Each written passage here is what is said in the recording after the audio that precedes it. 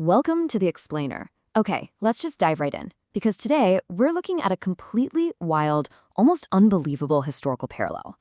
We're going to explore the intersection between modern, decentralized tech communities and, believe it or not, 17th century maritime outlaws. I know, it sounds like a totally bizarre pairing at first, but the historical evidence actually reveals a stunningly precise blueprint connecting the two. You know, we hear constant chatter today about digital communities eventually claiming physical territory, right? Tech founders and decentralized enthusiasts are actively dreaming up these societies that exist entirely outside traditional borders. But seriously, ask yourself, who actually built the very first one? Who took this abstract concept of a borderless society and actually made it work on physical Earth? Well, prepare to be surprised, because the blueprint for this highly advanced, bleeding-edge concept wasn't coded in Silicon Valley. Nope, it was actually drawn up way back in the 1690s. That's right, the pirates. The very first successful network states were architected by pirates, establishing autonomous, physical enclaves on the high seas. They built these incredibly structured, profoundly loyal societies, totally independent of the global superpowers of their day.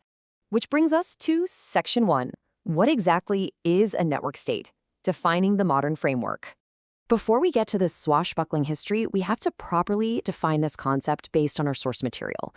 The absolute core of a network state is a total paradigm shift. It's cloud first, land last. Basically, it's a decentralized society that scales its moral energy digitally long before it ever touches dirt. So instead of starting with a piece of land and, drawing borders on a map, a network state starts in the cloud. It uses decentralized tech to organize its citizens, establish rules, and build deep, deep alignment. It literally trades a static paper map for a living, breathing digital organism. And the absolutely crucial mechanism making this all work is something called devalence. This is the intense social anchor required to hold a community together once traditional national loyalties are just tossed out the window. Our sources actually compare legacy social networks to really weak chemical bonds, things based mostly on transient self-interest. But a network state, it requires a devalence mechanism. Think of it like a hyper-stable quadruple bond in physical chemistry. You have to deliberately strip away your old institutional ties and bond incredibly intensely around a shared core. The texts call this a one commandment, and it's literally what keeps the whole structure from collapsing. Okay, let's move to Section 2, the 17th century pirate precedent, and how they translated the cloud to the high seas. It is absolutely wild to see how perfectly this modern framework maps onto historical piracy. It's a bridge straight across the centuries. The modern theory relies on cloud networks and smart contracts to eventually crowdfund physical enclaves. Well, the pirates executed this exact same model. They just used a mobile network of ships as their cloud, and they forged absolute consensus through a strict pirate code instead of smart contracts. And then they established autonomous physical enclaves on remote islands. They literally forged borderless sovereignties centuries before the internet was even a spark of an idea. So, where did this actually happen? Section 3, Madagascar, the first enclave and a commonwealth built on devalence. To see where this first succeeded physically, we just have to look at the massive pirate commonwealth in Madagascar around 1693. This was right on the heels of a huge heist of a Mogul ship. And look at how sophisticated this society was. European and American pirates poured into Madagascar and essentially formed an independent nation with incredibly consistent operational rules. They achieved true devalence. Our texts show these pirates were significantly more loyal to their fellow outlaws than to their countries of origin or even their own races. They entirely erased deep religious friction too. You had Irish Catholics and Protestant Scots working side by side without any of the animosity that was violently tearing their home nations apart.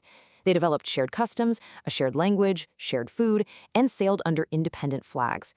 They functioned as a highly aligned, completely sovereign entity. Let's jump forward a bit to Section 4, the Bahamas Pirate Republic, establishing the Caribbean enclave.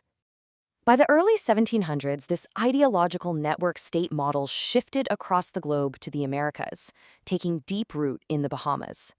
Founded in 1716 by figures like Henry Jennings, the new Providence Republic blew up, quickly swelling to a population of 2,000 desperate men.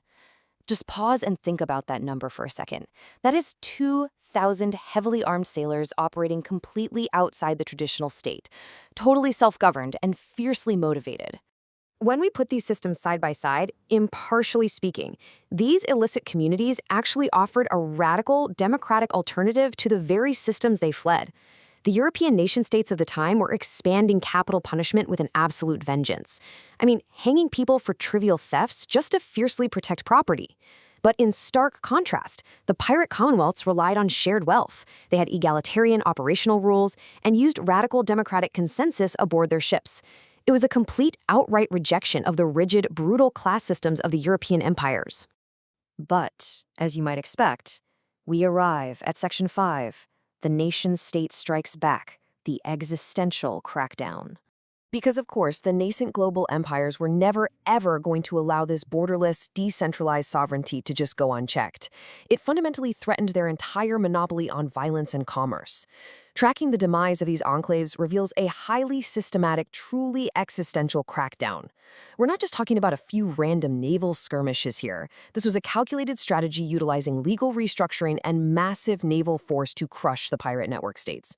From the blockades of Madagascar to the arrival of Woodes Rogers in Nassau in 1718, a seaman sent specifically to eradicate the Bahamas Republic, the European states launched a total, full-scale assault on this alternative governance model. The empires realized they couldn't just execute everyone, right? There were way too many pirates and they were way too slippery. So they had to systematically dismantle the pirates' economic networks. To pull this off, they set up vice admiralty courts specifically to bypass sympathetic local colonial juries, because the locals just kept accepting bribes and acquitting the pirates. They also issued royal pardons to intentionally fracture the brotherhood and turn them against one another. Essentially, they aggressively monopolized global violence by criminalizing the entire pirate supply chain, which left the Commonwealth completely starved and isolated. Just listen to this profound historical quote. "I am a free prince, and have as much authority to make war on the whole world as he who has 100 sail of ships and an army of 100,000 men in the field." That perfectly captures the sheer political ambition of these early network states. This Madagascar pirate captain fully understood that sovereignty isn't just handed down by a king, it's asserted. It is claimed through intense alignment and sheer capability. We are literally looking at the absolute peak of decentralized power before the modern nation-state fully monopolized global authority. Which leaves us with a final, super provocative thought to consider. We are watching the exact same philosophical movement happen today in the digital realm. But if the highly organized, deeply aligned 17th century pirate commonwealths were systematically crushed by rising empires desperate to protect their monopolies, are today's digital network states doomed to face the exact same existential crackdown from modern global powers? Definitely something to chew on. Thanks for exploring this with me on The Explainer. Keep questioning the architectures around you.